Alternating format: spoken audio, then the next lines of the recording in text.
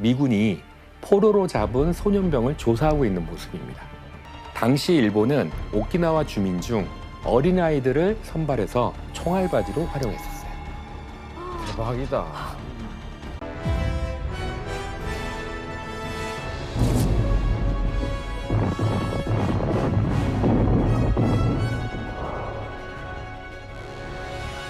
강력한 제국이었던 영국 그리고 프랑스 등이 전후 복구로 힘겨워하는 사이에 새로운 세계의 강자가 떠오른 건데요. 어디였을까요? 미국. 그렇죠. 네. 그리고 또 바로 일본이었습니다. 일본은 제1차 세계대전 중 군수물자 수출로 엄청난 전쟁 특수를 누렸는데요. 그런데 이때 일본은 한 가지의 계획을 발표합니다. 1920년부터 전함 8척과 함대의 주력이 될 전투함 8척을 만들어서 주력 함대를 늘리려는 계획인 일명 88 함대 계획을 발표하게 되는데요.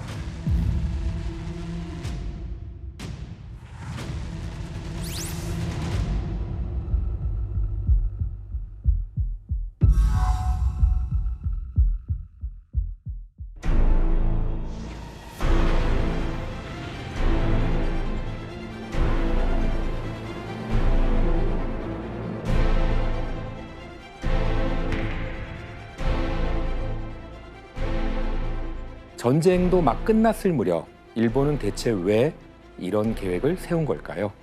새로운 침략을 준비한 거 아닐까요? 미래를 대비한 건가? 바로 또 다른 강대국으로 떠오른 나라, 즉 미국을 견제하기 위해서였습니다. 아, 역시. 교수님, 당시에 그 전함을 늘린다는 게 어느 정도의 중요성을 가지고 있었던 거예요? 예, 제1차 세계대전 이후에 국가의 운명을 바로 이 해군력에 의해서 좌우되는 시기였습니다. 그러다 보니까 강한 국가만이 그 지위에 맞춰서 함대의 규모도 커지게 됐고 이 함대의 질과 숫자가 곧 국력의 상징이 됐던 거죠. 이렇게 일본이 전함까지 늘릴 계획과 함께 강대국의 반열에 올라섰다는 기쁨을 누리던 그때 일본의 기대는 무참히 깨지고 맙니다. 왜요? 바로 1921년 미국은 더 이상의 전쟁을 막겠다는 명목하에 워싱턴 DC로 태평양과 동아시아 지역의 권리와 이익을 가지고 있는 9개 국가를 불러 모으게 됩니다.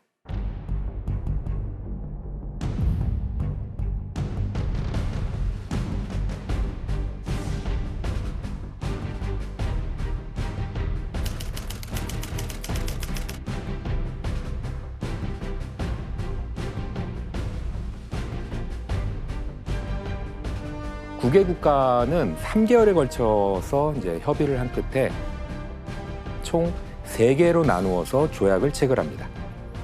이것이 워싱턴 체제라 불리는 조약인데요.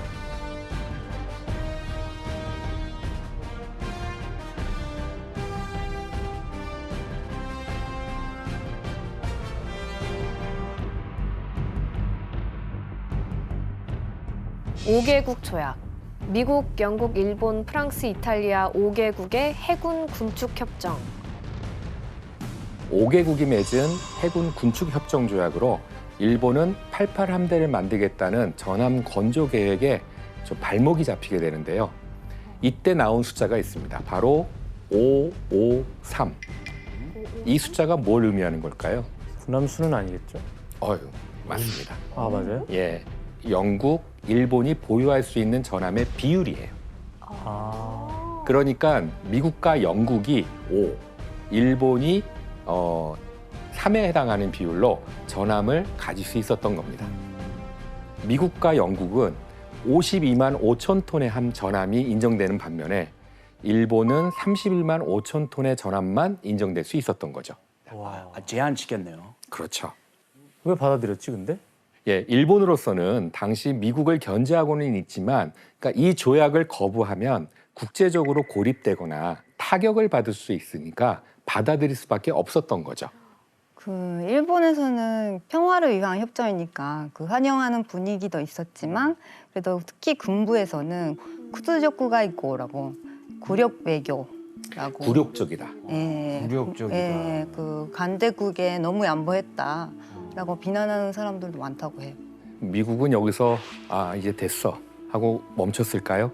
강력한 걸 했을 것 같아요. 예, 물론 아니었습니다. 그 미국은 1930년 런던에서 열린 군축회의를 통해서 또다시 일본과 군사력 축소 조약을 체결하면서 일본의 팽창을 더더욱 저지하고자 합니다.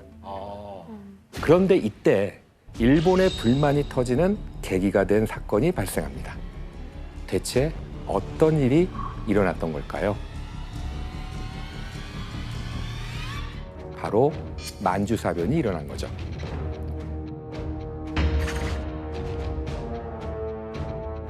Japan's honor had been violated. Within half an hour, the Japanese railroad garrison launched a coordinated...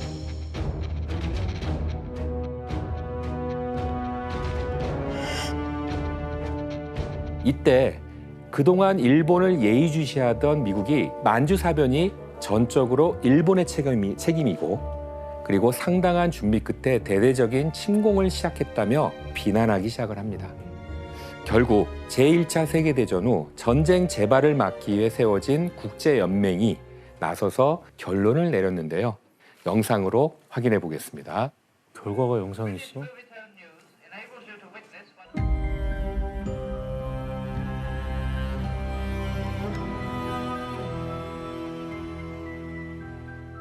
China has long been derelict in her international duties as a sovereign state, and Japan, as her nearest neighbor, has been the greatest sufferer on that score.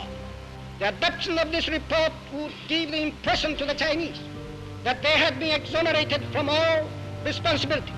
I ask you not to adopt this report. The dramatic moment has arrived. Le rapport est adopté à l'unanimité.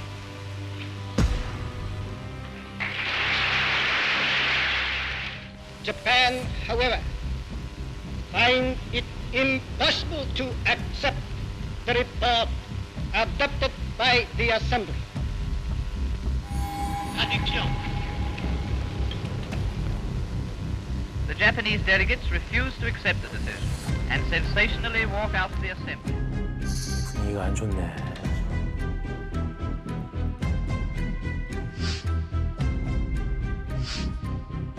회의장을 박차고 나온 이후 곧바로 국제연맹 탈퇴를 통보하게 됩니다.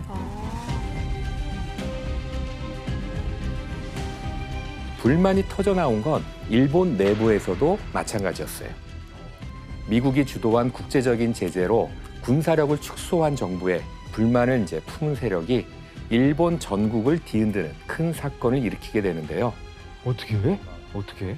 그 사건은 바로 일본의 총리가 암살당하는 사건이었습니다. 1930년 11월 14일 평화 외교를 내걸며 군축 조약을 맺었던 27대 총리 하마구치 오사치라는 총리가 도쿄역에서 저격을 당해서 결국 사망에 이르게 되는데요.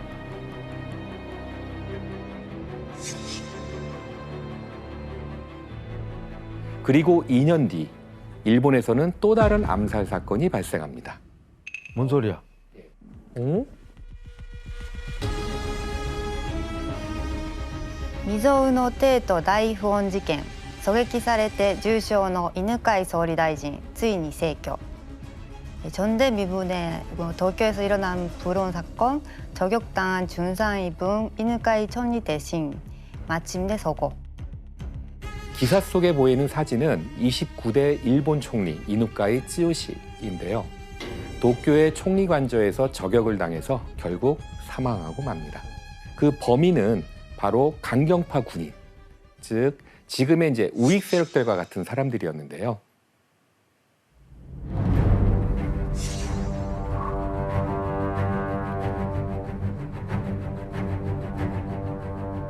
대체 이들은 왜 총리를 암살한 것일까요? 자꾸 협조하고 예, 그거를 왜 받아들이냐 이런 예, 거 아니야? 굴욕적인 거를 하느냐. 굴욕적인 걸 왜 하고 라는 있냐? 거죠. 이들 입장에서 이누카이 총리는 나라의 힘을 약화시키는 연약한 총리였던 셈입니다. 범인들이 이누카이 찌요시 총리와 더불어 살해하려고 했던 인물이 또 한 명 있었어요. 여기에서 한번 첫 번째 문제를 내겠습니다. 벌써. 이누카이 찌요시 총리를 암살한 세력은 이날 미국의 한 유명 인사도 함께 암살할 계획을 세웠는데요. 그 유명 인사는 누구일까요? 대통령 아닐까? 야 대통령을? 정답. 예, 규현 씨. 미국의 대통령. 예, 약간 발상은 좀 유사합니다. 하지만 오답. 힌트로는 대통령 못지않은 유명 인사입니다. 못지 않아요? 예. 셀럽인가? 아, 탑스타? 가수인가? 정답. 예, 크리스 씨. 그 My Way 부르시던 프랭크 시나트라. 어우, 예. 발음을 너무 잘하시는데 오답. 아, 누구지? 그때 알 것 같아요. 여러분 다 아셔요. 정답하세요. 정답. 정, 채플린? 아닌가? 찰리 채플린? 아닌가?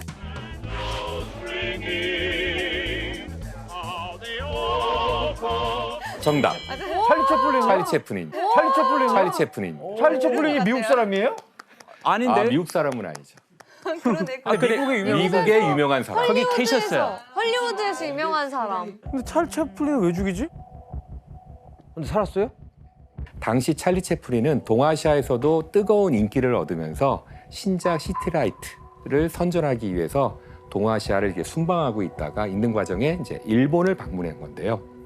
이때 마침 이누카이 찌요시 총리가 찰리 채플린을 자신의 사저로 초대한 거였어요. 근데 총리를 암살할 계획을 세웠던 범인들 역시 이 총리의 계획을 알고 있었죠. 그리고 암살 계획에 찰리 채플린을 포함시킨 겁니다.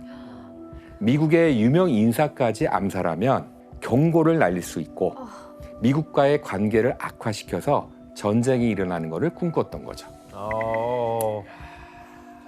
그런데 찰리 채플린은 결과적으로 이 위기를 모면합니다. 이게 지팡이 휘둘면서 이렇게 쑥 쓰는 거 아니에요? 총 딱 쐈는데 모자 쓰고 마주사 모자. 재치 있게. 영화처럼. 아니면 전날 과음하셔서 못 가셨나? 약간 유사한 접근 방식입니다만은 찰리 채플린은 총리를 만나기 전에 미리 잡아둔 스모 경기 관람하고 그 다음에 튀김을 먹는 일정이 좀 늦어졌어요. 딜레이 된 거예요. 세상에. 살렸네 튀김을. 세상에. 늦어지면서 약속 시간을 맞추지 못한 겁니다.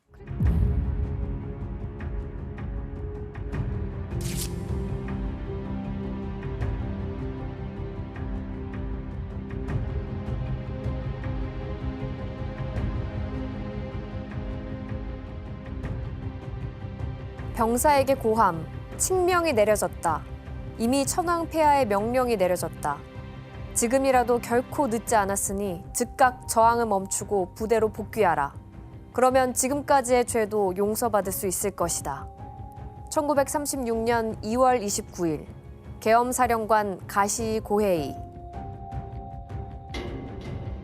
이 쿠데타는 결국 효화천황의 진압 명령으로 4일 만에 실패로 끝나게 되는데요. 하지만 이 사건은 군부가 일본 정부를 완전히 장악하게 되는 결과를 낳습니다. 천황을 방패막이로 한 전쟁 국가가 탄생하게 된 겁니다.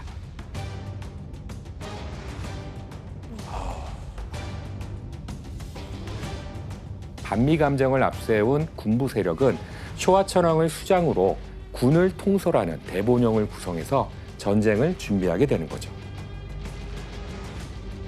군부가 감행한 첫 번째 전쟁은 중국의 자원을 수탈해서 경제 위기를 타개하려 했던 전쟁, 바로 중일전쟁인데요.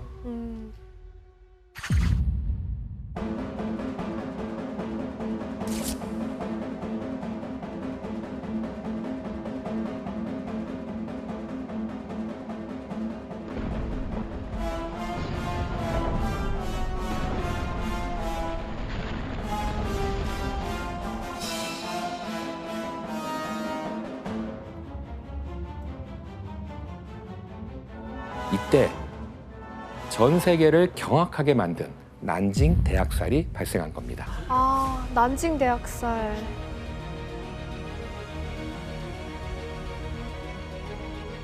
최소 12여만 명, 그리고 최대 30여만 명이 희생된 학살 사건까지 일어나죠.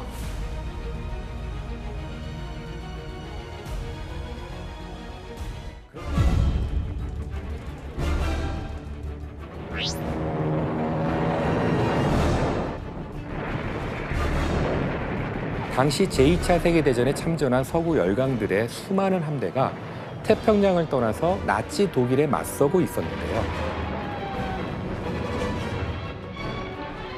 그 사이 태평양에 있는 서구 열강들의 식민지를 호시탐탐 노리는 나라가 있었는데 바로 일본이었죠. 이때 미국은 태평양을 노리는 일본을 막으려는 한 가지 묘수를 내는데요. 에? 본토인 캘리포니아 기지에 있어야 할 함대를 하와이에 대거 주둔시킨 겁니다. 일본을 견제해서 태평양을 좀 장악하려는 그런 의도 아닐까요? 그렇죠. 일본에게 더 이상 침범하지 말라. 태평양에서의 영역을 확대하지 말라라고 하는 무언의 압력이었던 거죠. 그러니까 이 이상 넘어오지 마라. 그렇죠. 선을 지켜라. 결국 일본은 1940년 9월 북베트남 국경을 넘어서 당시 프랑스령이었던 인도차이나 북부를 점령하고 맙니다. 아, 이젠 동남아시아 쪽으로 눈을 돌린 거네요. 그렇죠. 자원이 풍부한 동남아로 이제 눈을 돌리는 거죠. 그런 다음 일본은 곧바로 며칠 뒤에 미국의 제재가 가해지기 전 초강수로 이제 대응을 하게 되는데요. 어떤 건지 한번 화면을 볼까요? 이 그림의 의미를 좀 아시겠어요? 아, 삼국 친선? 세 개의 나라가 친선 배치하는 거 아니에요? 역시 일본어 능력 시험 3급에 이야. 포스터를 보면 이렇게 쓰여 있습니다. 삼국친선 1, 독, 2. 일본과 독일, 이탈리아를 가리키는 말입니다. 아, 일독이. 3개국이 뭐 합의된 거예요? 그렇죠. 그러니까 미국 대신에 독일, 이탈리아와 동맹을 맺는 겁니다.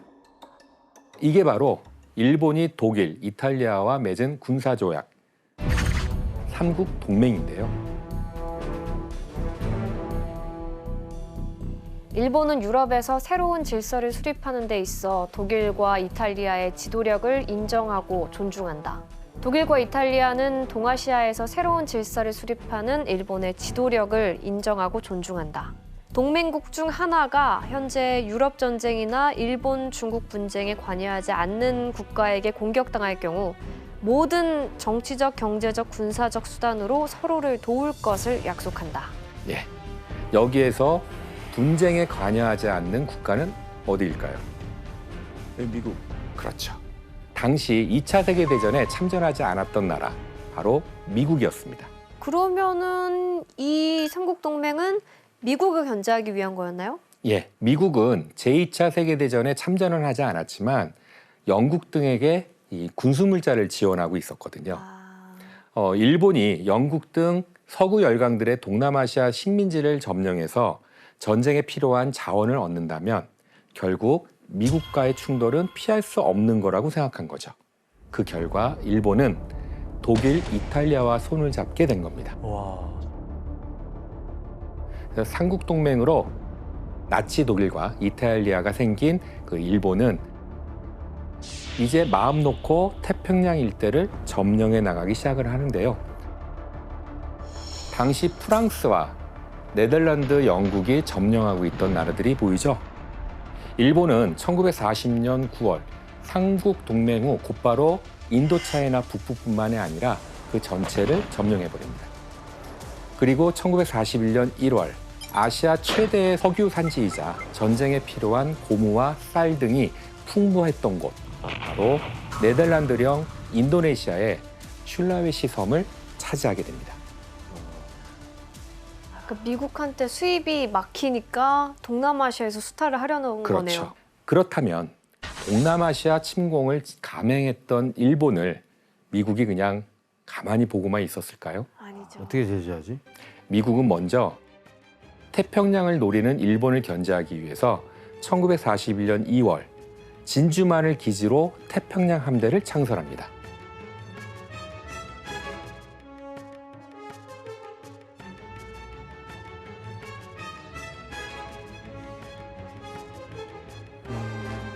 여기에 경제적으로도 더 강한 압박을 가하게 되는데요. 일본에게 항공기 제조에 필요한 물자의 수출을 전면 금지시키고 일본으로 들어가는 석유 수출을 완전히 중단시켜 버리게 됩니다. 그럼 끝나는데? 제일 필요한 건데 석유가. 엄청난 타격. 미국으로서는 미국에 대한 자원 의존도가 높았던 일본에게 강력한 조치를 취하는 초강수를 둔 거죠. 초강수 연료를 끊어버리면 뭐. 일본은 미국과 교섭도 좀 진행을 했는데요. 한편으로는 미국의 루즈벨트 대통령은 모든 나라의 영토와 주권을 존중하고 내정을 불간섭하며 모든 나라가 평등하다는 원칙과 태평양의 현상, 지금 현재의 상황을 유지한다는 4가지 원칙을 일본에게 전하면서 중국과 인도차이나에서 철수할 것을 요구했어요. 과연 일본이 이 조건을 받아들였을까요? 절대 아니죠. 물론 받아들이지 않았습니다. 결국 일본이 생각한 이 모든 걸 해결할 수 있는 방법은 미국과의 전면전이었던 겁니다. 기세가 장난 아니네. 미국하고 그냥 맞짱 뜨려고 그러고. 결국 미국과의 전쟁을 준비하기 시작한 일본은 작전에 돌입합니다. 그래서 하와이에 입성한 일본 영사관들에게도 한 가지 임무를 주게 되는데요. 바로 진주만에 있는 미 해군 함정을 감시하는 일, 즉 스파이 활동이었습니다. 여기서 정식으로 문제를 한번 또 내보도록 할게요. 예. 하와이에 주둔한 일본 영사관은 미 해군을 정찰하는 것 외에도 어떻게 주요 정보를 얻었을까요? 좀 이렇게 결정적인 힌트를 좀 드리면 매일 아침 사람들이 하는 행위도 뭘 합니다. 정답. 크리스 씨. 매일 아침에 신문을 봐요. 신문. 맞아요? 크리스 씨 정답. 신문이야? 진짜요? 예. 신문. 현지 아니, 신문은 신문은 누구나 다 보는 거잖아요. 예. 그게 어떻게? 근데 그때 당시에 하와이에서 발행하는 현지 신문에는 하와이에서 주둔하는 미군의 함대의 동향을 좀 상세하게 싣고 있었어요. 신문에? 예. 야 희한하다 그것도. 희한하다. FDR requests funds for 68 Navy vessels. 프랭클린 루즈벨트 대통령은 68척의 해군 함정에 대한 자금을 요청. The second contingent of approximately 30 ships, including the aircraft carrier Yorktown, will leave on or about October 14th, according to unofficial reports. 엄청난 정보네요. 비공식 보고서에 따르면 항공모함 요크타운 포함한 약 30척의 두 번째 함대는 10월 14일경에 떠날 예정이다. 아니 비공식적인 거를 공식적으로 올리고 있네? 그 말도 안 돼요 이게. 저게 신문에 나온다고요? 이 신문사가 스파이 아니에요? 그러니까 당시 하와이 신문은 미국 함대의 규모와 활동, 심지어 입출항 날짜까지도 구체적으로 보도하고 있었어요. 진짜 내부에 적이 있네 진짜. 예, 하와이의 일본 영사관은 그대로 이 내용을 일본에 보고한 거죠. 그러니까 그럼 일본에서는 그랬겠다. 야, 너 그걸 어떻게 알아냈냐? 대단하다. 대단하다 하면서. 뭐 별거 아니에요. 내가 이 정도입니다. 이렇게 하면서. 예, 그리고 일본은 하와이에서 활동하는 스파이들을 통해서 중요한 사실들을 알아냅니다. 기본적인 미 해군의 방어 시설과 항공기, 함정의 종류는 물론이고요. 1941년 5월 함대 전력의 4분의 1이 대서양으로 빠져나갔다는 사실이었습니다. 가장 많은 함정이 항구 내에 정박하는 게 일요일이라는 것.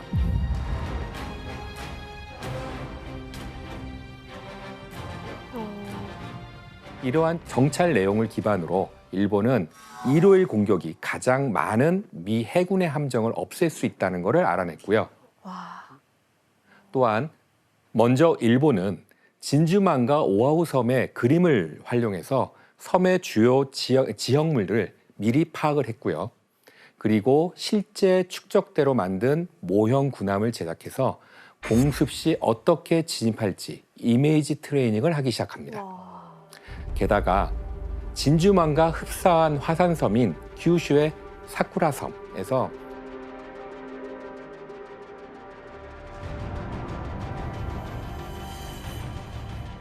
진주만 공습의 실전 훈련과 저공 비행 훈련 등을 실시하면서 공습 준비에 박차를 가하는데요. 이때 미국과의 전쟁을 주도하며 군을 지휘한 인물이 있습니다. 누군지 한번 볼까요? 누군지 알겠어요? 예. 영화에서 예, 많이 봤어요. 그렇죠. 많이 본 분들. 이 두 사람은 당시 일본 육군과 해군의 축이었던 도조 히데키와 야마모토 이소로쿠라고 하는 인물입니다. 도조 히데키는 중국에서 철수하는 건 4년 동안 싸웠던 만주사변의 성과가 제로가 되어 만주국이 위험하게 되고 조선을 국방의 최전선으로 삼는 것도 불가능해진다라고 이제 말을 하면서 미국과의 전쟁을 강하게 주장했습니다. 그리고 일본의 연합함대 사령관이었던 야마모토 이소로쿠라는 사람은 태평양 함대가 있는 미국의 급소, 바로 진주만을 빠르게 공격해야 승기를 잡을 수 있다고 주장을 했는데요. 두 인물 모두 미국과의 전쟁은 피할 수 없는 대결이라고 봤던 거죠. 야마모토 이소로쿠는 미국에 살았던 적도 있고 그 하버드대에서 연수 받았을 정도로 영어도 잘했고 미국 통이죠. 네, 미국에 대해 잘 알고 있었기 때문에 미국과 오래 전쟁하면 이기기 어렵다라고 생각해서 이렇게 기습 공격을 하는 것을 선택했다고. 장기전은 어렵다. 그래서 이 두 인물이 중심이 된 일본은 전 세계를 경악하게 만든 전쟁, 즉 진주만 공습에 나서게 됩니다. 미국과 일본의 길고 긴 태평양 전쟁에 서막이 열리게 된 거죠.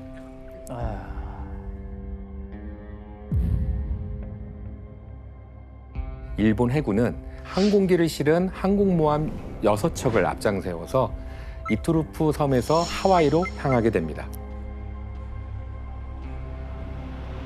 이 명령을 앞장서서 수행한 인물이 있습니다. 바로 나구모 추이치라는 항공모함 지휘관이었는데요. 이때부터 이들은 극비리의 작전을 수행하기 위해서 외부와의 일체의 통신도 하지 않고요. 바다에 쓰레기조차 버리지 않았는데요.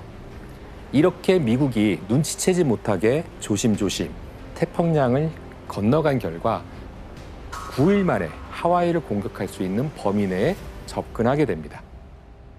이때 일본의 목표는 두 가지였습니다.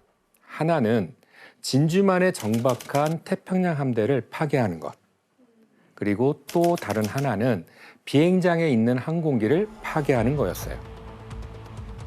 결국 1941년 12월 7일 일요일, 일본군은 빠르게 진주만을 향해 공격을 시작합니다. 항공기를 싣고 또 띄울 수도 있는 항공모함 6척, 그리고 전함 2척, 그 외 전투함 15여 척과 항공기 350여 대와 함께 진주만 인근에 도착하게 됩니다. 되게 많이 갔네. 총공격이야. 총공격인 거죠.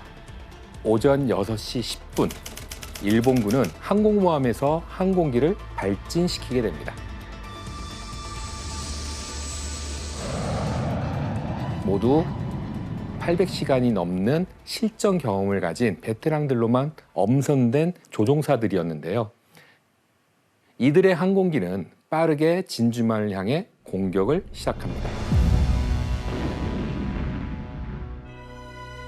일본의 1차 공격은 진주만에 정박해 있던 태평양 함대와 항공기지를 집중적으로 파괴했는데요. 그렇지. 와. 속성책으로 그냥 당하네 이거. 그냥 정박해 있는 거잖아요. 예.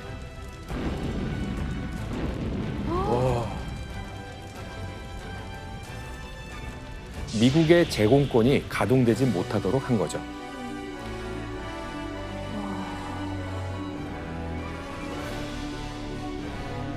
완전 영화 같아요. 그냥 저거 실제 영상인 거잖아요. 그렇죠. 이때 일본은 진주만 공습을 위해 준비한 비장의 무기를 꺼내듭니다. 일본은 진주만 수심이 얕다는 정찰 정보를 듣고 난 후 얕은 수심에 투하할 수 있는 신형 어뢰를 개발했어요. 아. 그새 진주만에 딱 맞는. 그렇죠. 기존 어뢰보다 물속 깊이 빠지지 않아서 수심이 얕은 진주만 폭격해는 최적이었던 겁니다. 결국 일본 항공기의 어뢰 공격에 전함 USS 애리조나의 함수 탄약고가 터지면서 1177명의 미 해병들이 목숨을 잃었습니다.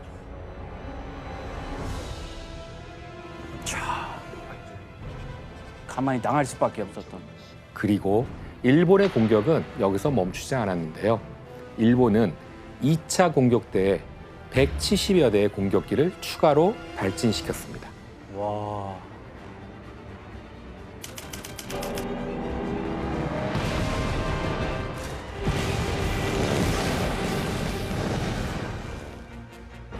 이미 자초된 미국의 전함들까지 끝까지 공격한 일본의 항공기는 1시간 50분 만에 모든 공격을 마치고 사라졌습니다.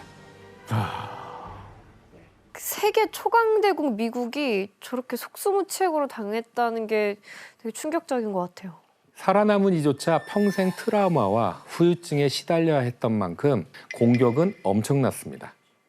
이날 진주만의 태평양 함대는 전함 3척이 침몰하고 18여 척의 배가 손상을 입었는데요. 그리고 항공기 188여 대가 파괴된 겁니다. 그 결과 하와이 주민을 포함해서 2,300여 명의 미군이 전사했고요. 1,380여 명의 부상자가 발생했습니다.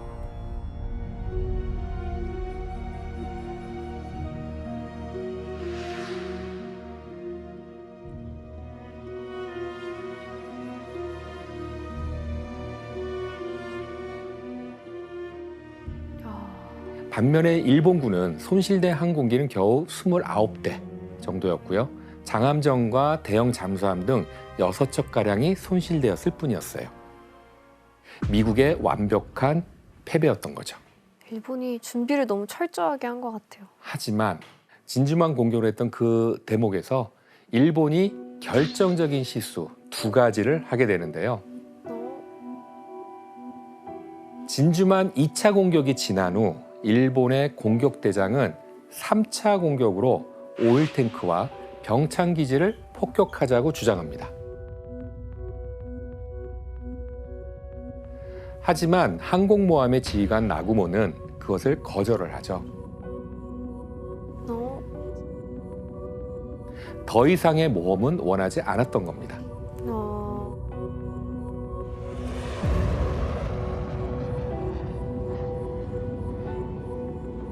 오일탱크와 병참기지가 파괴되지 않는 한 미국의 태평양 함대가 다시 살아날 수 있는 가능성이 충분하다는 것을 좀 간과한 거죠. 불씨를 남겨놓은 거네요. 그렇죠. 그리고 여기에서 일본의 실수가 또 있었습니다.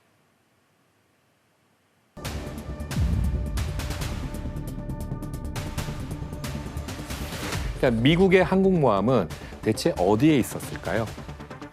이동했나? 진주만 공습이 있기 며칠 전에 미국의 항공모함인 엔터프라이즈-5 그리고 렉싱턴-5는 바다에 나가서 작전을 수행하고 있었어요. 사실은 일본도 이 사실을 알고는 있었습니다. 하지만 멀리 하와이까지 온 이상 기습 공격을 포기하기는 어려웠던 거예요.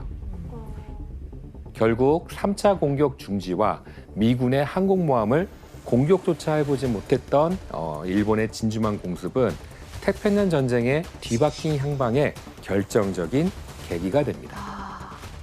그리고 진주만 공습은 오히려 전쟁에 대한 미국의 단결을 불러일으키는 결과를 만들어냅니다. 아니 미국이 화가 나서 가만히 있겠어요? 이제 진짜 전쟁이지. 우리 전쟁이다. 그렇죠. 당시 미국의 대통령이었던 루즈벨트는 참전하지 않겠다는 약속을 깨고 연설을 통해서 치욕의 날로 선언하면서 일본과의 전면전을 선포했는데요. 정말 분노했겠다.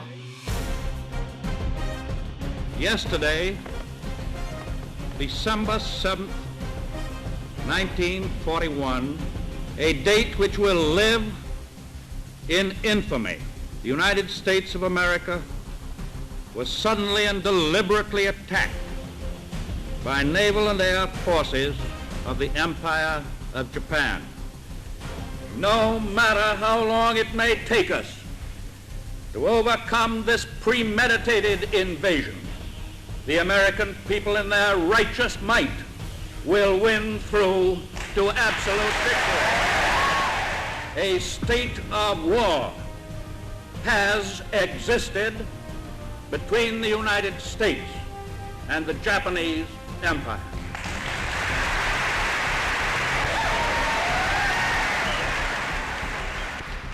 모두가 기다렸다는 듯이 환호를 하네. 결의가 보이네, 결의에 찬. 예.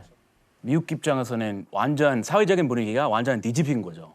원래 세계 전쟁 1차 안 하겠다 했는데 안 하겠다. 세계 1차 대전 때문에 이제 완전 하겠다.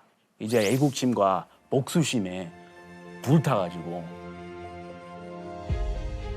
그래서 입대하려고 줄 섰어요. 자원을 하게 되는 거죠. 나와서 싸우겠다. 네, 일본은 뭐 축제 분위기죠. 뭐 이겼다고 생각하고. 미국 이겼다. 네.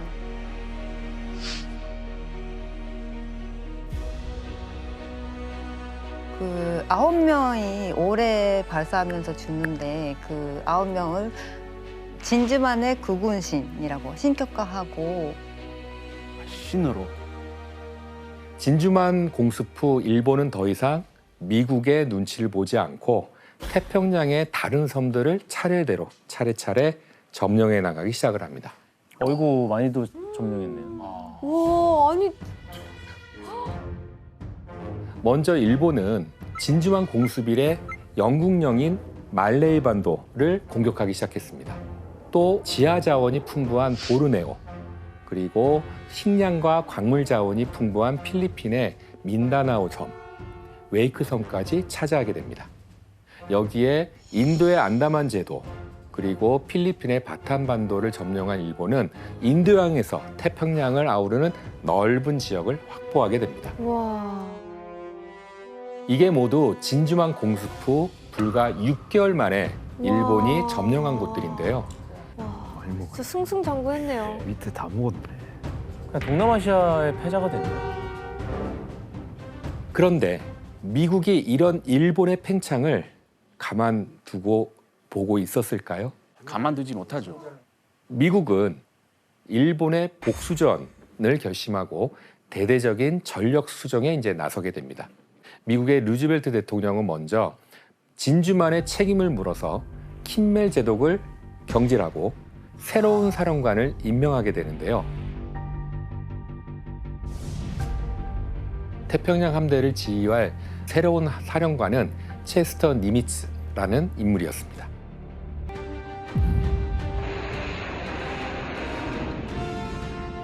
체스터 니미츠 사령관의 지휘 아래 미국은 항공모함 호넷 그리고 엔터프라이즈 두 척을 일본 영해에 가깝게 진입을 시킵니다. 이때 미국은 진주만 공습 이후 많은 전함을 잃어봤기 때문에 항공모함을 이끌고 일본 본토 가까이 가는 모험은 이제 하지는 않았어요.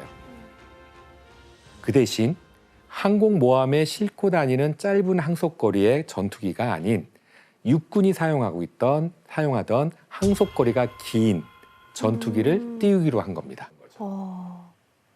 그런데 이 방법은 위험한 도박을 해야 되는 문제가 있었습니다. 육군의 전투기는 활주거리가 긴 탓에 항공모함에서 띄우는 것 자체가 성공 가능성이 매우 낮았던 거예요. 그래 이게 짧아서 활주로가. 진짜 너무 짧다. 진짜 힘든 기술이에요. 오, 뭐야?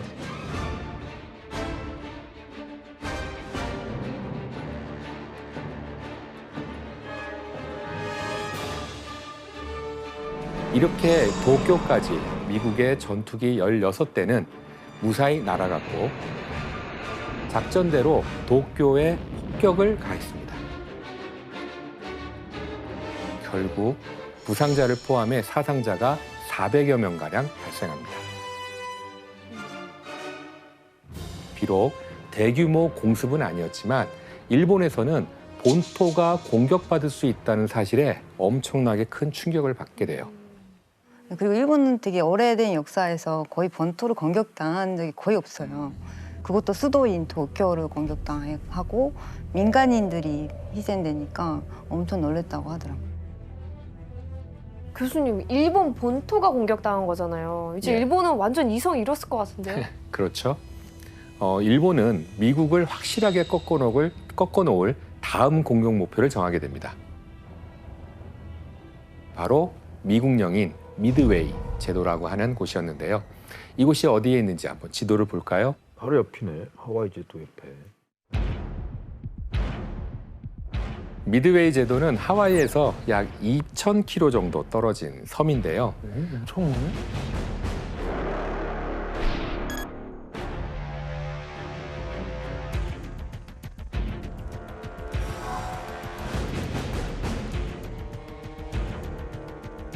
일본은 미드웨이 제도를 점령하고 진주만에서 이곳으로 미군의 항공모함을 유인해서 격파하려는 계획을 세웁니다. 다시는 미국의 항공모함이 일본 근해에 접근하지 못하도록 만드는 게 목적이었죠. 그러니까 출항 자체를 못하게 만들겠다는 거죠. 게다가 미드웨이는 위치상 태평양의 전략적 거점지이기 때문에 일본은 미드웨이를 이후 예정된 하와이 점령 작전의 교두보로 삼으려고 했습니다. 태평양 전쟁에서의 일본의 운명은 바로 이 미드웨이에서 결정됩니다. 태평양 전쟁 두 번째 컷, 미드웨이 해전에서는 대체 무슨 일이 벌어졌던 것일까요?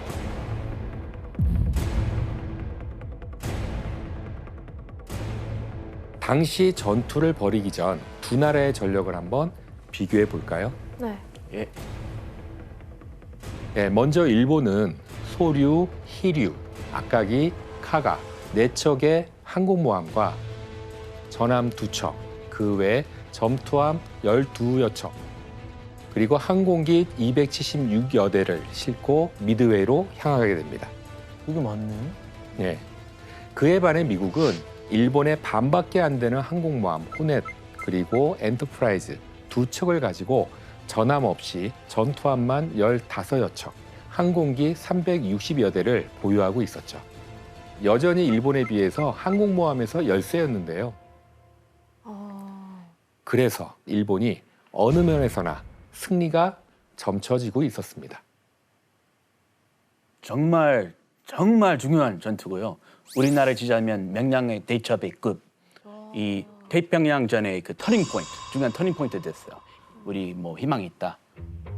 결국 1942년 6월 4일 새벽, 일본은 항공모함 4척에서 항공기를 발진시키면서 그 기습 공격을 시작합니다.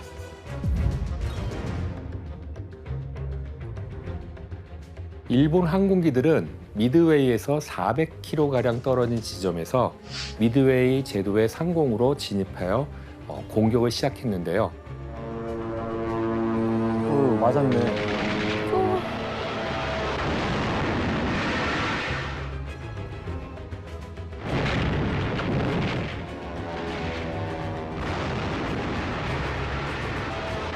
실제야? 네. 와.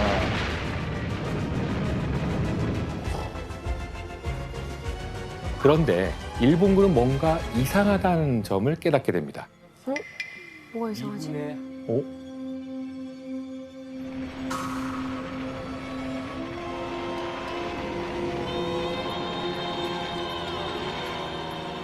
그리고 이때 미군의 항공기가 갑자기 상공에서 나타난 거죠.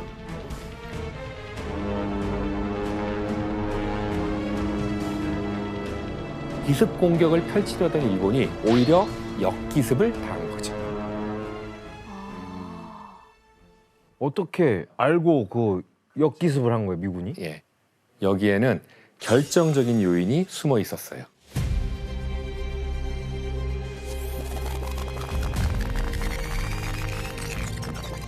사실 미국은 이미 일본의 계획을 다 알고 있었던 거예요. 어떻게? 어떻게? 어머나. 미국의 암호 해독팀은 미드웨이 해전이 일어나기 전에 일본군의 무선 교신을 해독하고 있었어요. 그중 한 암호 해독가가 일본군의 교신에서 한 가지 중요한 단서를 찾는데요. 바로 AF로 지칭하는 목표물에 관한 일본의 작전이었던 거죠. 암호 해독가는 AF를 곰곰이 생각하던 중에 지난 3월 일본군의 교신에서 AF를 지나가고 있다라는 말을 기억해내게 됩니다. 당시 일본군이 태평양에서 지나갈 수 있는 섬은 미드웨이 제도뿐이었거든요. 그는 AF가 미드웨이 제도임을 확신하고 상관에게 보고를 했는데요. 그의 말을 들은 상관이 들어줬을까요? 못 믿었어요. 예, 아니었습니다. 못 믿었죠. 이 암호 해독가의 말은 증거가 없다라는 이유로 묵살당하게 됩니다. 항상 상관들은 그런다. 항상 그래 보면. 하지만 그는 포기하지 않았습니다. 자신이 직접 제스터 니미츠 사령관에게 보고까지 감행을 하게 돼요. 니미츠 사령관은 다르죠.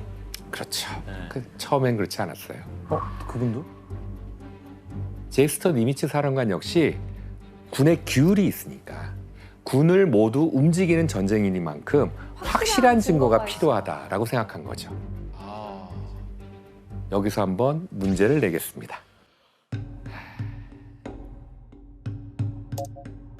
암호 해독가는 AF가 미드웨이 제도라는 증거를 찾기 위해 어떤 방법을 썼을까요? 어려운데. 서로가 해킹을 하고 있다는 것을 알고선 그걸 또 이용을 하죠. 해킹을 알고 이용을 한다고요? 저도 영화를 봐서 이거는 영화 전쟁 영화 좀 그만 봐. 전쟁 광이네 보니까. 네, 무한경. 네, 혜성 씨. 네, 뭔데요? 그러니까 미드웨이라는 단어를 직접적으로 암호에 써서 보낸 거예요. 미드웨이에 식수가 떨어졌어. 이렇게 거짓 정보를 흘려요. 그래서 일본군들이 AF에 식수가 부족하대. 이렇게 암호를 한 거를 가로채서 AF가 미드웨이가 맞네. 이렇게 확신을 한 거예요. 정확히 정답입니다. 잘했어요. 예, 미국은 암호 해독의 힘으로 미드웨이 제도 근처에서 항공모함 2척과 함께 일본군을 기습할 만만의 준비를 할 수 있었습니다. 일본군의 허를 찌르게 된 겁니다. 이런 미국의 사정을 알 길 없었던 나구모 지휘관은 미군이 미드웨이 제도에 숨어 있다고 생각하고 방어선을 무너뜨리기 위해서 항공모함에 남은 폭격기의 폭탄을 모두 지상 공격용 폭탄으로 교체하게 되는 거죠. 여기서 또 한 번의 반전이 일어나는데요. 30분 뒤에 온 무선 교신에서 미드웨이 제도 주변에 항공모함이 있다는 이야기를 듣게 된 겁니다. 적어도 한 2, 3일은 걸린다고 생각했거든요. 그리고 일본은 여기서 또다시 깜짝 놀라게 되는데요. 한 대가 늘었네? 그렇죠. 미군의 항공모함 중에는 미드웨이 해전 바로 직전에 벌어진 전투에서 침몰시켰다고 생각한 미군의 항공모함 요크타운이 있다는 사실이었습니다. 오. 예. 아니 그러니까 침몰 시켰다고 확신을 했다라는 거는 예, 본인들이 봤을 거 아니에요. 그렇죠. 거의 침몰 직전이었던 요크타운을 미국이 다시 살려놓은 거지. 야, 뭐 거의 SCB급인데요? 와, 수리가? 잘 고치네요. 예, 요크타운의 상태를 본 전문가들은 전투에 투입하려면 3개월에서 6개월은 걸린다고 진단을 했었어요. 그런데 한시가 급한 전시 상황에서 사령관 니미츠는 3개월이나 기다릴 수 없었던 거죠. 그래서 불과 3일 안에 고쳐놓으라고 명령을 내리게 됩니다. 대박이죠. 항공모함 요크타운은 응급수리만 받은 채 태평양을 이동하면서 계속 수리를 한 결과 결국 복구에 성공을 하게 돼요. 이동하면서 수리를. 대박이다. 두 나라의 항공모함 수가 단 한 척밖에 차이가 나지 않는 상황이니만큼 결과를 예측할 수 없는 상황으로 이제 빠져들게 되는 거죠. 항공모함을 발견한 일본은 다시 목표를 수정해야 했습니다. 폭탄 바꿔야지 또. 그렇죠. 이제는 미드웨이 제도의 방어선을 뚫는 게 목표가 아니라 승리를 위해서는 미국 항공모함을 격침시켜야 되는 거죠. 지상 공격용 포탄으로 교체했던 폭격기를 다시 항공모함을 격침시킬 어뢰로 교체해야 되는 거였죠. 하지만 이 교체 시간은 적어도 1시간 30분이나 걸리는 긴 작업이었습니다. 와, 그런데 이때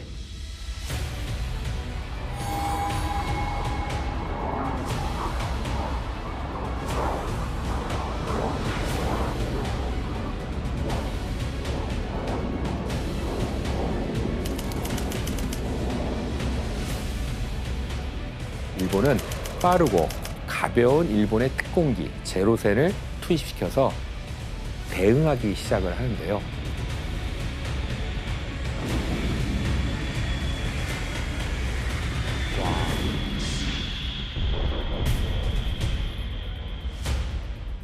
그리고 미군은 또다시 위기를 맞게 되는데요.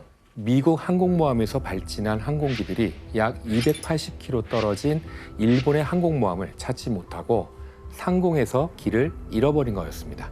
아이고야.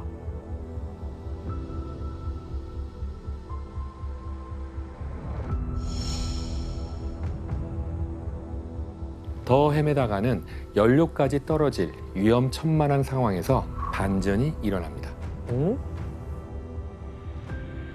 구름 아래 바다에 떠 있는 점토함을 발견한 것이죠. 그 점토함을 따라가다 보니 일본의 항공모함이 있는 위치를 찾아낸 미군은 이때부터 대반격을 시작합니다.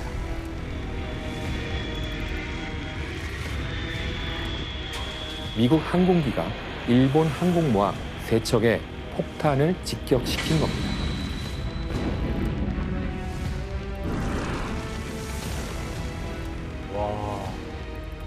항공모함 중 한 척인 소류는 폭탄 3대를 맞았고 카가는 너무 많은 폭탄을 맞으며 침몰하기 시작했습니다. 여기에 항공모함 아카기는 단 한 발의 폭격으로 순식간에 타오르고 맙니다. 그리고 마지막까지 남은 항공모함 히류 역시 끝까지 버티다가 폭탄을 맞아 파괴돼서 바닷속으로 사라지게 됩니다.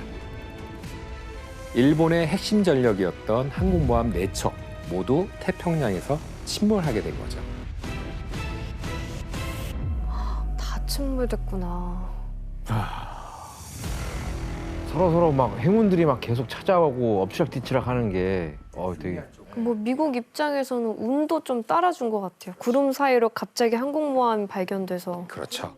치열했던 이날 전투로 인해서 일본은 항공모함 4척이 침몰했고 전투함 1척과 항공기 250여 대, 조종사 등 3천여 명이 전사를 하게 됩니다. 미국 역시 부활했던 요크타운이 끝내 침몰하게 되긴 하지만 전투함 1척과 항공기 150대, 307명이 전사하면서 완전히 승기를 잡게 됩니다. 이제 일본의 기세가 꺾이기 시작한 거죠. 미드웨이 해전 후 태평양 전쟁의 분위기는 완전히 뒤바뀌어 버리게 됩니다. 미국은 막대한 자본력으로 군수물자의 생산을 늘리고 1943년부터 매달마다 최신형 항공모함을 생산해내기에 이르게 되죠. 그 결과 총 90척이 넘는 전투함을 만들어내기도 했는데요. 이제 전력 면에서는 일본을 훨씬 뛰어넘게 된 겁니다. 와. 미드웨이 해전 이후 미국은 가달카날 섬에서 연합군과 대규모 공세를 펼치고 승기를 이어갔는데요. 이후 일본은 마셜 제도와 팔라우 제도, 마리아나 제도에서 패배를 거듭하며 일본의 전세는 완전히 기울고 맙니다. 여기에 2호섬 함락으로 일본군은 더더욱 일본 본토로 쫓겨갈 수밖에 없었죠. 이제 미국에게 남은 건 일본 본토를 치기 위한 작전뿐이었습니다. 일본군 역시 마지막으로 본토를 방어하는 마지노선까지 온 상황인 거죠. 먼저 당시 오키나와 전투의 전력을 한번 비교해 볼까요? 네. 아이씨. 아, 차이가 많이 나네. 한눈에 봐도 차이가 확 느껴지죠? 아니 이게 한국마음이 어느새 40척이잖아요. 아니 항공모함 40척이면 그냥 끝난 거예요. 진짜 미국은 와. 미군과 연합군은 4년간의 태평양 전쟁을 마치기 위해 함대를 집결해서 바다에서 오키나와 섬을 일제히 포격을 가하게 됩니다.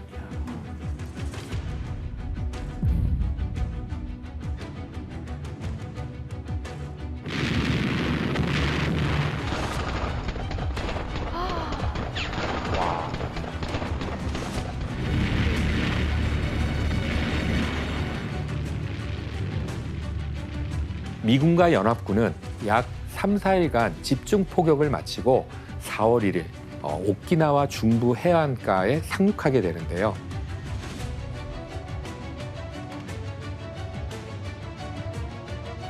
미군은 드디어 오키나와 섬에 착륙했지만 섬은 쥐 죽은 듯 조용했습니다. 도망갔나? 사실 일본군은 기지인 수리성에서 미군의 상륙을 지켜보고 있었습니다. 아, 일본군은 사전에 어떤 정보도 남기지 않기 위해서 주민들까지 남부로 이동시킨 상황이었는데요. 이때까지만 해도 어떤 일이 벌어질지 몰랐던 그때 미군의 머리 위로 일본군의 전투기가 떠오르기 시작을 합니다. 바로 가미카제 특공대의 공격이었죠. 일명 자살 공격이 시작된 거예요. 와, 제일 무서워.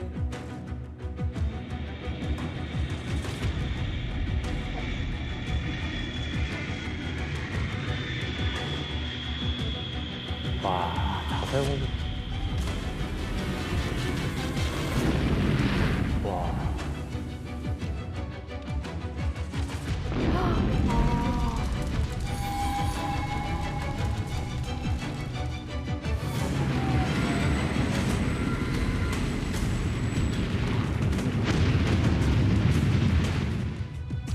너무 무모해요 저거.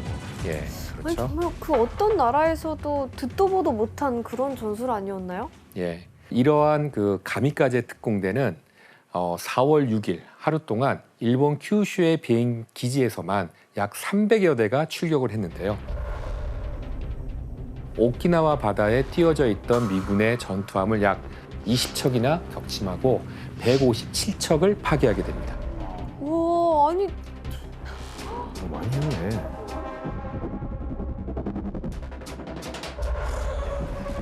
그렇다면 육지에서는 어땠을까요? 상륙했던 미군 중 일부가 남부 아래로 내려가 수색을 펼쳐가던 결과 일본이 만든 지옥의 입구를 만나게 됩니다. 좀 뭐야? 먼저 일본군은 옛 왕국의 성터였던 수리성을 중심으로 방어선을 구축했는데요. 수리성 주위로 수겹의 다중 방어 진지를 구축해 놓은 일본군을 찾아내기 위해서 미군은 이 빨간 선에서 계속 전투를 벌여가면서 아래로 이제 진격하게 되죠.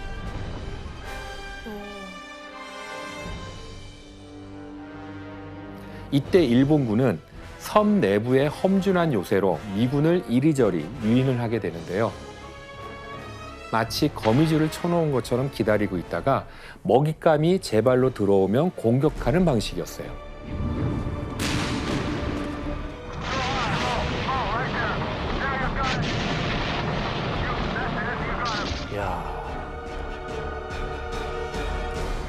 그런 만큼 미국이 점령할 때마다 다음 방어선으로 후퇴하며 시간을 끌었습니다. 미군의 발목을 잡는 거네. 그렇죠. 이런 미군에게 지옥 같은 또 다른 전투가 기다리고 있었는데요. 예. 아, 소년병인가요? 예. 미군이 포로로 잡은 소년병을 조사하고 있는 모습입니다. 당시 일본은 오키나와 주민 중 어린아이들을 선발해서 총알바지로 활용했었어요. 대박이다. 이런 아이들을 가리켜서 무기와 피로써 천황을 지키는 군대라는 이름으로 철혈근황대라고 이름을 붙였었죠. 와. 전투 중 이런 어린아이들을 본 미군은 당황할 수밖에 없었고요. 경악했을 것 같아요. 예, 이런 미군의 심리를 이용한 일본군들은 아이들에게 미리 수류탄 2개 정도씩을 나눠주게 되는데요. 왜 하필 2개였을까요? 하나는 적에게, 예, 하나는 본인. 맞습니다. 만약 전투 중 위험한 상황이 닥치면 하나는 적에게 던지고 하나는 스스로 목숨을 끊으라, 자결을 하라는 것이었어요. 천황의 총과 폭탄이 돼서 미군과 함께 죽으라는 명령이었던 것이죠. 그런데 주민들이 총알바지로 사용된 건 이게 끝이 아니었습니다.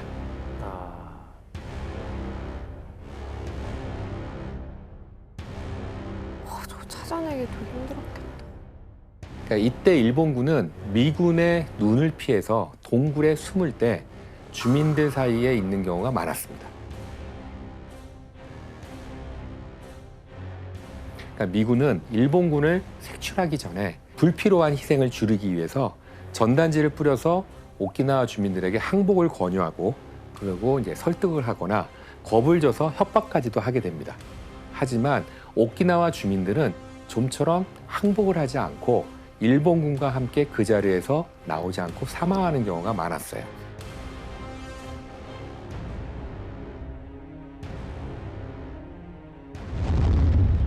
미군은 수류탄이나 화염 방사기로 동굴 진지를 하나하나씩 이제 제거해 나가는 거죠. 무슨 두더지답지. 저렇게 불에다가 불로 그냥.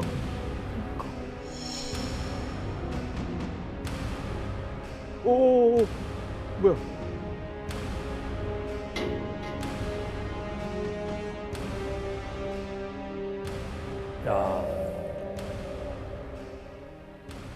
게다가 일본군은 전선이 위험해질수록 주민들에게 항복하지 못하도록 이 명령을 내리는데요. 어떤 명령이었을까요? 바로 집단 자살을 하도록 명령을 내립니다. 잡히지 말고. 예. 당시 수많은 오키나와 주민들은 일본군의 강압에 의해서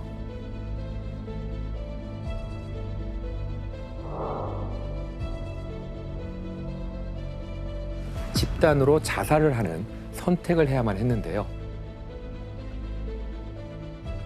세뇌를 당한 결과였죠. 뭐 어떤 식으로 세뇌를 했길래 사람들이 집단 자살을 해요? 일본군은 주민들에게 미군이 주민들을 학살한다는 소문을 퍼뜨리고 도조 히데키의 명령인 전진운이라는 훈령을 주민들에게도 이제 적용시켰는데요. 특히 전진운의 내용 중에는 살아서 치욕을 겪지 말고 죽어서 죄과의 오명을 남기지 마라. 항복을 곧 죽어서도 오명이라고 하는 뜻이었죠. 이런 세뇌를 통해 주민들은 살아서 포로가 된다는 건 죽음보다 더 큰 공포와 절망이라는 생각을 하게 된 거죠. 오키나와 안에서는 서로 죽고 죽이는 참상이 이어졌고 집단 자살을 택하지 않으면 일본군이 수류탄을 던져서 학살하기까지도 했습니다. 와. 이렇게 집단 자살을 택한 곳만 전쟁 중 30여 곳이 넘는데요. 이곳에 있던 조선인들 1만여 명 역시 일본군의 손에 목숨을 잃고 말았습니다. 아니 근데 왜 서로 죽고 죽이라고 얘기를 한 거예요? 그냥 뭐 항복하는 게 일본한테 뭐 크게 안 좋은 일인가요? 만약에 포로로 잡히면 일본군의 움직임이나 이런 것들을 발설할 가능성이 있잖아요.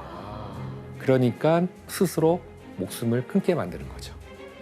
하지만 미국도 가만히 있을 수는 없었겠죠. 미군은 5월 11일 수리성 근방 13km까지 방어선을 좁히게 됩니다. 이후 계속해서 진군하던 미군은 수리성 근방의 슈가로프라고 불리는 고지를 향해 속사포와 박격포로 일본군에 맞서서 일주일간 치열한 전투를 치르게 되는데요. 결국 5월 18일 미군은 슈가로프 고지를 점령하면서 빠르게 수리성을 향해 진격하게 됩니다. 마침내 일본군 사령부가 있던 수리성을 미군이 점령하게 된 거죠. 와. 그리고 이렇게 80일 넘게 벌어진 무모한 소모전으로 인해 오키나와 안에서는 총 20여만 명이 목숨을 잃었습니다. 와, 20만 명? 오키나와 전체 주민의 약 4분의 1에 해당하는 숫자였습니다.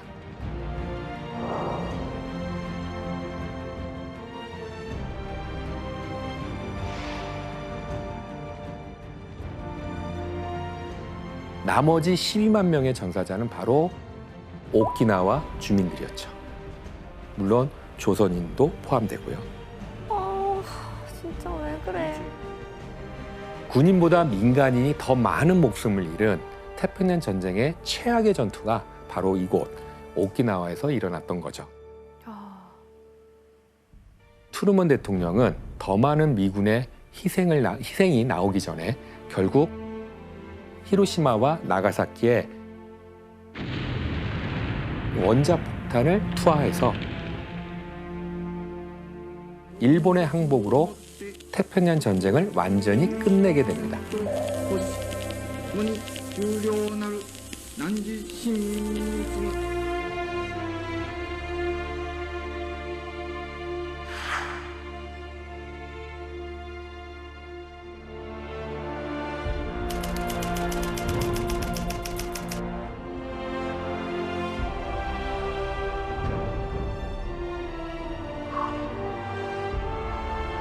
최근 일본 최남단 도서 지역에 미사일 부대가 하나둘씩 배치되고 있습니다.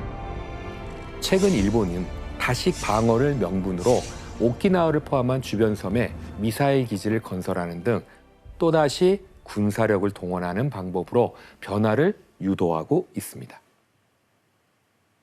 제대로 매듭지지 않은 전쟁의 책임, 이것이 여전히 논란이 되기 시작을 하는 거죠.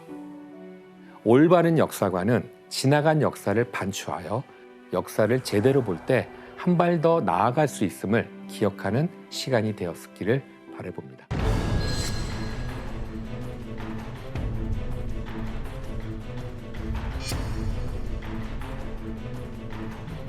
바로 도쿠가와 이에야스였습니다. 노부카츠가 후계자가 되는 게 마땅하다라는 대의 명분을 걸고 지원을 하게 되죠. 결국 전쟁은 오다 히데노부를 등에 업은 도요토미 히데요시와 오다 노부카츠를 등에 업은 도쿠가와 이에야스, 즉 반 도요토미 진영으로 나뉘어서 이뤄지게 됩니다. 저렇게 경쟁하는구나 예. 이제. 그리고 이 두 진영은 일본 전국으로 확대되기 시작을 해요. 지도를 한번 보도록 할까요? 오. 도요토미 히데요시 세력, 그리고 도쿠가와 이에야스 세력. 양쪽으로 이제 이렇게 나뉘어진 모습이 보이죠? 그리고 전투가 벌어진 곳은 과거 노부카츠의 아버지, 즉 오다 노부나가가 세력을 키웠던 오와리의 북부 지방. 오다의 고향이자 협곡과 산으로 둘러싸인 군사적 요충지인 이곳에서 전국의 주도권을 두고 과거 오다의 가신들과 아들이 서로 싸우게 되는 거죠.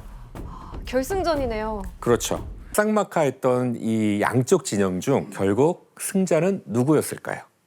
도요토미 히데요시요. 히데요시. 예, 바로 도요토미 히데요시였습니다. 도요토미는 어떻게 이 팽팽했던 싸움에서 이길 수 있었을까요? 사실 이때 도요토미 세력은 좀 전세가 밀리고 있었어요. 잘못하다간 노부카츠를 등에 업은 도쿠가와에게 모든 걸 뺏길 위기에 처한 거죠. 바로 이때 도요토미 히데요시의 가장 특기인 하나의 꾀를 내게 됩니다. 바로 오다의 둘째 아들 노부카츠와 단독으로 화해를 해버리는 거예요. 아예 싸울 명분을 없애버리는 거죠. 결국 도쿠가와도 어쩔 수 없이 도요토미와 화해를 하게 되면서 두 사람의 전쟁은 막을 내리게 됩니다.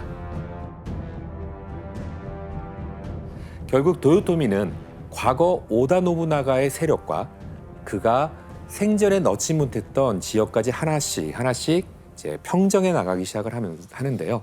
그 결과 어디까지 확장되었을까요? 그 지도를 한번 보도록 할까요?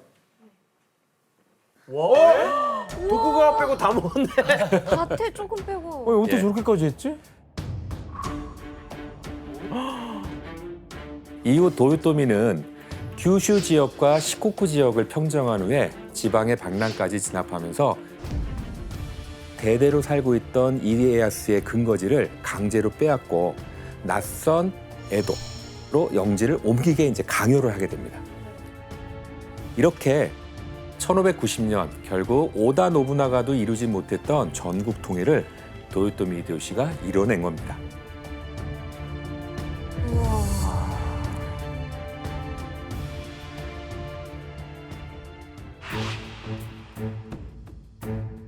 그런데 도쿠가와 이에야스가 옮길 때만 해도 사실은 당시에 에도는 집이 100여 채밖에 없었던 좀 이렇게 늪지대에 불과했어요. 도요토미는 도쿠가와를 변방으로 보냈다고 생각한 거거든요. 근데 하지만 도쿠가와는 여기에 버려져 있던 에도 땅을 농지로 이제 개발을 하기 시작을 합니다. 그리고 하천을 정비해서 제방을 쌓고 용수로까지 이제 확보를 하면서 그 결과 이에야스는 도요토미 다음으로 가는 부유한 영주가 되는 거죠. 그래서 도요토미 히데요시의 결정은 결국 이제 패착이 되고 말았죠. 그곳이 바로 에도, 지금의 도쿄였습니다. 도요토미 히데요시는 결국 일본 천하를 수중에 넣은 건데요. 모든 영주들을 거의 평정할 때쯤 원래 자신의 본거지였던 지역에 엄청나게 큰 성을 짓기 시작을 해요. 도요토미 히데요시는 왜 이러한 대규모 토목 공사를 무리하게 감행한 것일까요? 할 일이 없으니까? 거기를 뭔가 새로운 중심지로 만들려는 예, 뭐 그 궁금증을 풀기 위해 찾아갈 두 번째 여행지는 도요토미 히데요시가 전국을 통일할 무렵 자신의 꿈을 완성시킨 곳, 바로 오사카로 떠나볼 겁니다. 도요토미 히데요시는 전국을 통일하면서 스스로 관백의 자리에 이제 오르게 되는데요.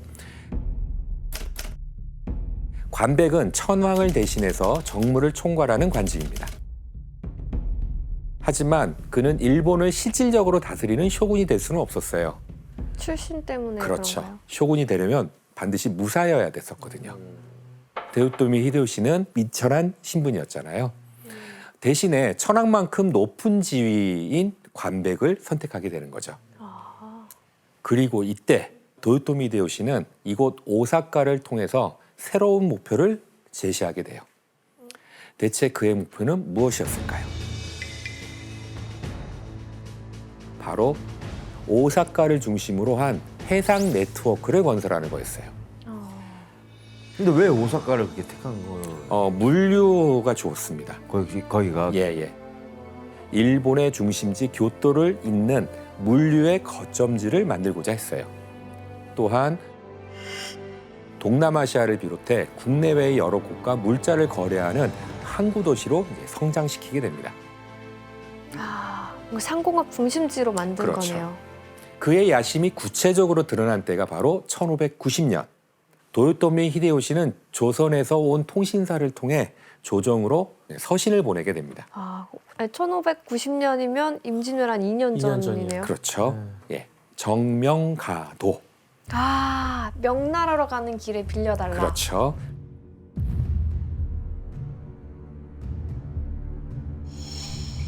조선은 일본에 복속하고 명나라를 칠 때 길 안내를 하라는 그러한 내용이었어요. 왜 도요토미 히데요시는 전국 통일을 이루자마자 전쟁을 계획한 것일까요?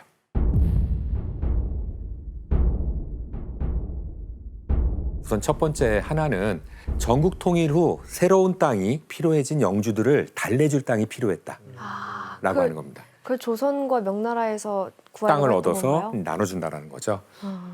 그리고 또 전쟁을 통해 명나라를 차지하고 동아시아의 해상 거점을 통한 지배를 꿈꾸기 시작을 하는 겁니다. 그리고 이때 당시 명나라 황제는 만력제, 만력제. 이 황제 때부터 조금씩 삐걱거리고 좀 무너지기 시작을 한 거예요. 만력제는 중국 역사상 가장 재위 기간이 길었던 왕 중에 왕이었고, 근데 재위 기간은 긴데 그 중에 30년 이상을 조정에 나가지 않으셨어요. 그러니까 이제 태만하다고 얘기를 할 수도 있겠죠. 그 시간에 이제 사치스러운 삶을 영위하는 데 썼고. 나라가 휘청거렸겠네요. 네, 이런 점을 도요토미 히데요시도 좀 몰랐을 이유가 없었겠죠. 여러 가지 정보를 습득하고 있었기 때문에 결국 명나라 황제의 무능함 그리고 오랜 기간 평화가 이어졌던 조선이 전쟁에 무감해진 시기에 강한 군사력으로 무장한 도요토미는 동아시아에 구축된 평화를 쉽게 깨버리면서 전쟁에 나설 수 있던 겁니다. 아, 그러니까 침략해볼만 하겠다 이런 판단을 한 승산이 거네요. 있겠다라고 생각한 거겠죠. 도요토미는 본격적으로 자신의 야심을 실현시킬 계획을 진행해 나가는데요. 그가 가장 중요하게 생각한 게 바로 무기였어요.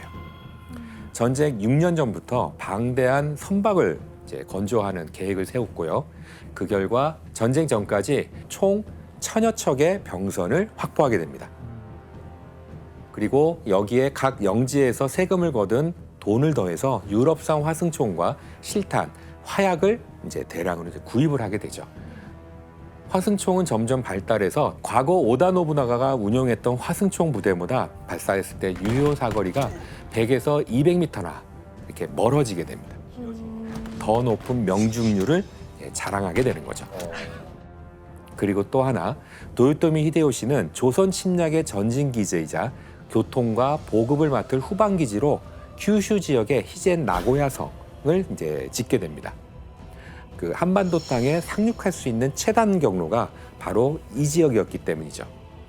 도요토미는 여기에 수십만 명의 병사를 주둔시키고 물자를 원활하게 옮길 수 있도록 도로와 다리 등 제반 시설까지 건설을 했는데요.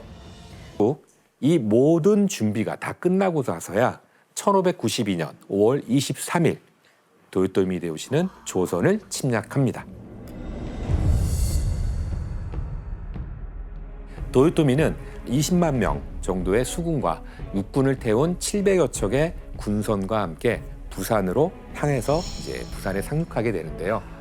부산에 도착한 후 일본군의 대장격인 고니시 유키나가의 군대는 한성과 평양 일대로 가고요. 이 군의 대장인 가토 키요마사 군대는 함흥 쪽으로 이제 진격하는 게 목표였어요. 결국 이들의 목표는 맞아떨어졌죠. 일본군은 하루 만에 부산을 함락하고요. 한 달도 안 돼서 지금의 서울, 수도 한성까지 점령하게 됩니다. 도요토미는 한성을 점령했다는 보고를 받자 가신들에게 보내는 문서를 통해서 다음 정복 계획을 발표했어요. 어떤 게 있었는지 한번 혜성 씨가 읽어봐 보실래요? 네. 천황을 명나라 수도 베이징에서 맞이한다. 베이징 주위에 천황의 직할지를 만든다. 조선 국왕을 일본에 이동시킨다. 일본은 황족이 다스리게 한다. 모든 영주들에게는 포상으로 많은 토지를 하사한다. 도요토미 히데요시는 명나라의 닝보에 주거를 마련한다. 인도 정복에 착수한다. 헉, 인도까지 생각을 했어요? 예, 당시로서는 이제 불교 이게 영향이 있어서 인도가 세계 끝 같은 느낌. 그래서 중국에 이어서 인도 정복을 하는 꿈까지 꾸게 되는 거죠. 한편으로 일본군은 파죽지세로 진격을 계속하면서 함경도까지 이제 진격을 하게 됐는데요. 당시 왕이었던 손조는 조선과 명의 경계선인 평안북도 의주까지 피난을 가야 했죠. 그리고 이때 선조의 두 아들인 임해군과 순하군이 이제 전쟁 중에 이제 붙잡히게 되죠. 피신하다가. 일본이 이렇게 빠르게 승기를 잡아간 이유는 바로 일본을 평정했던 그 무기. 조총. 예, 그렇죠. 화승총의 위력이었어요. 임진왜란 초기 일본의 화승총 전술에 연패를 당하던 조선은 화승총 전술에 대한 정확한 인식이 부족했거든요. 당시 화승총의 위력을 그대로 묘사한 일본군과 함께 온 포르투갈 선교사의 어떤 그 목격담이 있는데요. 조선 군사들은 반월진으로 포진해서 수가 적은 일본군을 한가운데로 몰아넣을 계획이었다.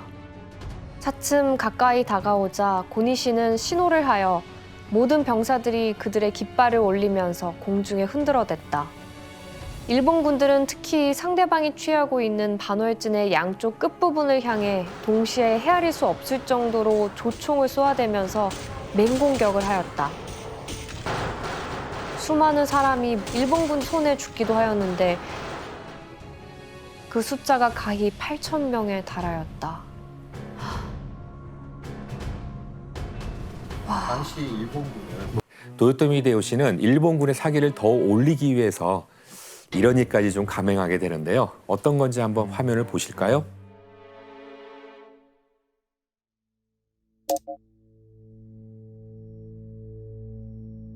이게 뭘로 보이세요? 우선 뭐 글씨가 못 알아보겠죠. 이건 일본에서 발행했던 코 영수증입니다. 코를 왜 모아? 누가 모아? 도요토미 히데요시는 조선인을 뵌 숫자에 따라서 포상을 하겠다고 이제 선언을 했죠. 일본군은 처음에 머리를 잘라서 증명하고자 했었는데 사실 이게 또 이렇게 말하면 그렇지만은 무겁잖아요. 그러다 보니까 머리 대신에 이제 귀를 자르기 시작했어요. 근데 하지만 양쪽 귀를 모두 잘라서 전과를 2배로 부풀릴 수가 있게 되는 거죠. 그러다 보니까 히데요시는 귀 대신에 하나밖에 없는 사람에게는 하나밖에 없는 코를 베어오라고 그래서 그거로 전과를 인정해주겠다가 된 거죠. 왼쪽 화면에 있는 영수증은 코 3,000개,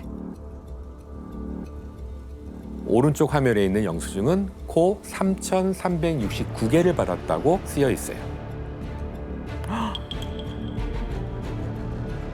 3,000개를 주면은 그럼 세고 있어요, 그걸? 세는 거죠. 예. 이렇게 가져간 코는 소금을 담은 독에 실어서 교토로 보냈던 거예요. 부패하지 않게 예, 또 부패하면 안 되니까. 자신들의 전과를 홍보할 목적이 있었던 거죠. 그게 바로 지금도 남아있는 귀무덤, 코무덤이라고 하는 것이 됩니다. 이러한 귀무덤이 지금도 대마도, 쯔야마, 후쿠오카, 교토 곳곳에 남아있는데요.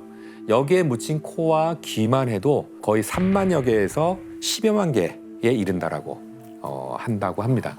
참혹한 역사의 어떠한 증거, 결과라고 볼 수가 있죠. 타쿠야 씨는 이 귀무덤 들어봤어요? 저는 귀무덤까지는 몰랐어요. 실제로 그렇게 코무덤이나 귀무덤, 저 영수증까지 있는 거는 저도 오늘 처음 알았습니다. 하지만 전쟁이 계속되면서 전세는 2번에 걸쳐서 조금씩 바뀌게 됩니다.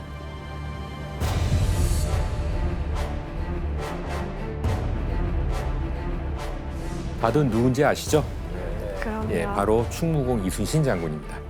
육지에서 연패한다는 소식을 듣고 그리고 백성들의 신음소리가 들릴 때 해상에서는 이순신 장군이 지휘하는 조선 수군이 옥포해전을 시작으로 일본 해군을 격파하면서 연전 연승을 올리고 있었죠.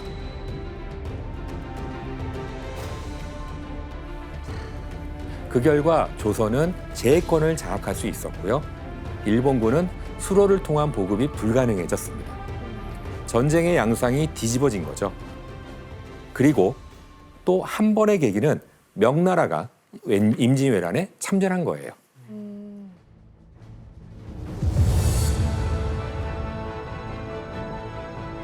명나라의 황제 만력제는 대신들의 반대에도 불구하고 조선에 10만여 명의 대군을 보내게 합니다.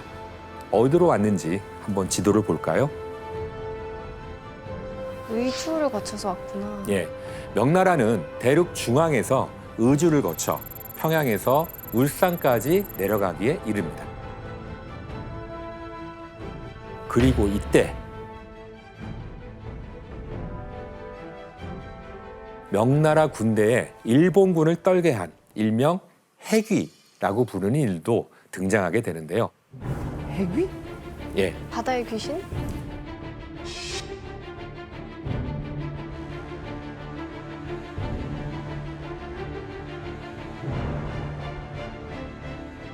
그들은 바다를 잠수해서 일본의 괴를 공격하는 마치 지금의 UDT 용어와 같은 국제 용병들이었어요. 국제용병이 그때 있었다고요? 예, 국적이 그럼 어디요? 그들 대부분이 포르투갈. 포르투갈요? 예. 이들은 대부분 포르투갈인들이 아프리카에서 데려온 노예였습니다. 당시 중국 명나라는 포르투갈과의 교역을 통해서 돈을 주고 포르투갈 노예 용병을 사서 부리기도 했거든요.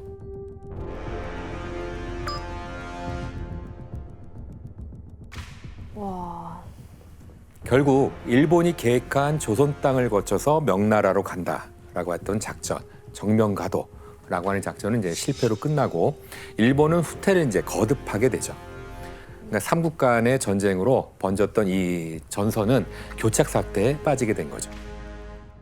교수님, 그럼 전쟁이 장기화가 되면 도요토미 히데요시에게 결국 불리한 거 아닌가요? 물론이죠. 전쟁이 길어지면서 일본 내부에서도 여러 문제가 발생하기 시작했거든요. 먼저 도요토미 히데요시의 명령으로 군대와 물자를 내줬던 영주들은 얻을 것이 하나도 없어 보이는 그러한 전쟁에 불만의 소리가 높아져 갔고요. 게다가 자신의 군대는 참전시키지 않았던 도쿠가와 이에야스는 지금의 도쿄를 포함한 관동 지역에서 도요토미의 눈을 피해서 조용히 힘을 길러가고 있었거든요. 도요토미 히데요시가 임진왜란으로 전력을 낭비하는 대신에 도쿠가와 이에야스는 자신의 전력을 키워가면서 훗날을 도모할 수 있었던 겁니다.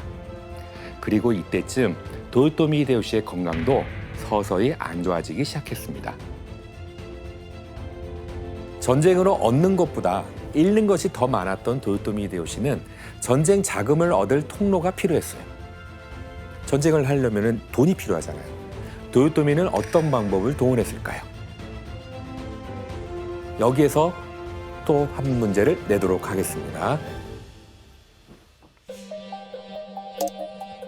임진왜란 당시 일본군은 전쟁이 길어지면서 전쟁 자금을 얻기 위해 조선인들을 대상으로 이것까지 하기 시작했는데요. 이것은 무엇일까요? 전쟁 자금? 돈이 될 만한 게 조선인들 대상으로? 정답.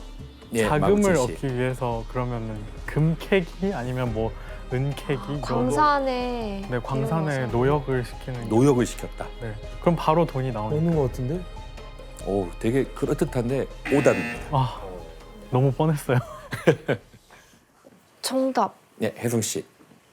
조선인들을 어떻게 좀 팔아 넘기나요?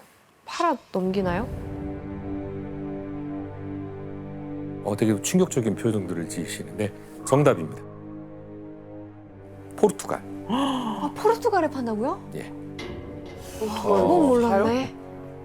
임진왜란 당시 조선인 포로들이 생겨나면서 일본군은 이들을 일본 노예 상인하고 포르투갈 노예 상인에게 팔아넘기게 돼요. 그래서 많은 이윤을 남기죠. 그럼 우리나라 사람들 유럽에까지 팔려간 거예요? 그렇죠. 바로 조선 땅에서 대항해 시대에 있었던 노예 무역이 벌어지게 되는 겁니다.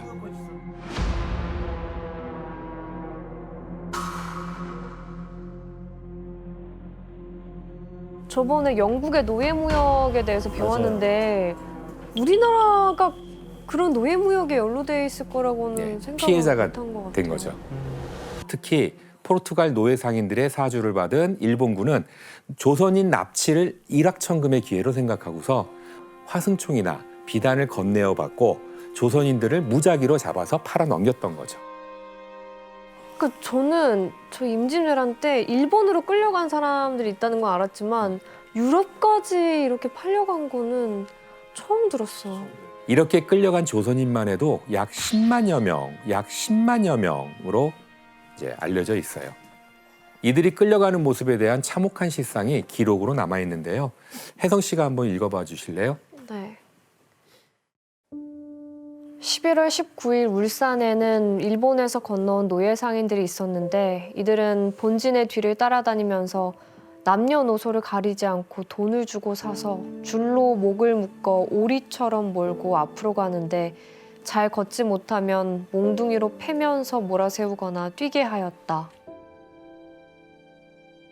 당시 전쟁으로 고통받는 것도 모자라서 노예로 끌려가는 조선인들의 마음이 어땠을지 좀 짐작이 가죠. 포르투갈인들은 중개무역의 거점인 마카오와 일본 나가사키를 통해서 조선인들을 노예로 서양에 팔아 넘긴 거예요. 그렇게 팔려간 조선인들은 다시 이제 고향으로 다시는 돌아오지 못하게 됩니다. 그러면 전쟁을 하면서 왜 이런 일까지 벌어진 거죠? 예, 전쟁이 예상보다 도요토미 히데요시가 길어져서? 생각했던 것보다 예상보다 좀 길어진 거죠.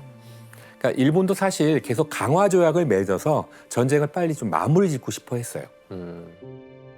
하지만 도요토미와 명나라가 내민 강화 조약의 조건이 너무도 달라서 이게 난항을 겪게 되는데요.